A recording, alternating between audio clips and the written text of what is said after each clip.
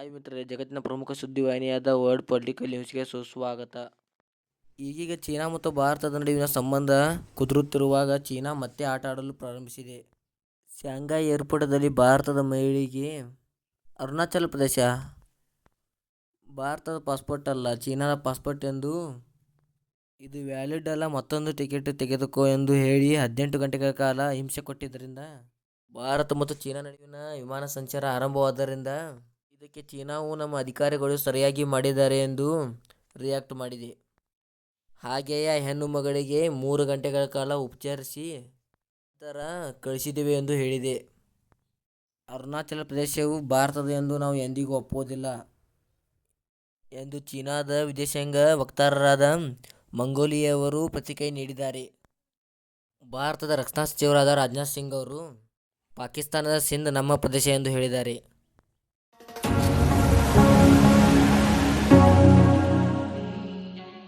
ನೀವು ಕಾಶ್ಮೀರದ ವಿಷಯಕ್ಕೆ ಬಂದರೆ ನಾವು ನಿಮ್ಮ ಸಿಂಧ್ ಪ್ರದೇಶವನ್ನು ಆಕ್ರಮಿಸಿಕೊಳ್ಳಬೇಕಾಗುತ್ತದೆ ಎಂದು ನೇರ ಎಚ್ಚರಿಕೆಯನ್ನು ರಾಜನಾಥ್ ಸಿಂಗ್ ಅವರು ನೀಡುತ್ತಿದ್ದಾರೆ.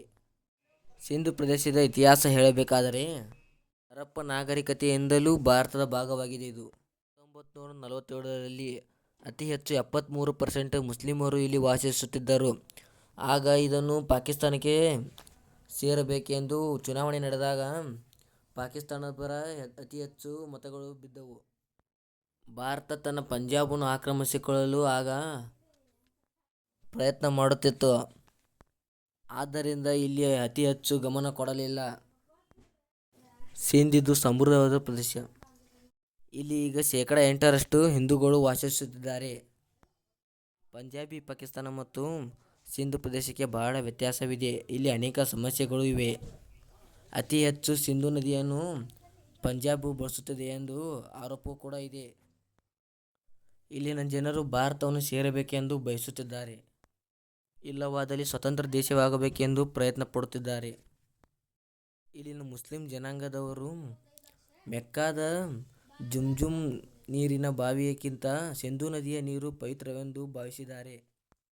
ನೀವು ಕಾಶ್ಮೀರದ ವಿಷಯಕ್ಕೆ ಬಂದರೆ ನಾವು ನಿಮ್ಮ ಸಿಂಧನ್ನು ಆಕ್ರಮಿಸಿಕೊಳ್ಳಬೇಕಾಗುತ್ತದೆ ಎಂದು ರಾಜನಾಥ್ ಸಿಂಗ್ ಅವರು ನೇರ ಎಚ್ಚರಿಕೆ ನೀಡಿದ್ದಾರೆ.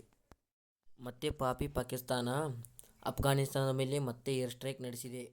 ಸುಮಾರು 10 ಜನ ಗಾಯಗೊಂಡಿದ್ದಾರೆ, 4 ಜನ ಮೃತಪಟ್ಟಿದ್ದಾರೆ, 2 ಮಕ್ಕಳು ಸೇರಿ.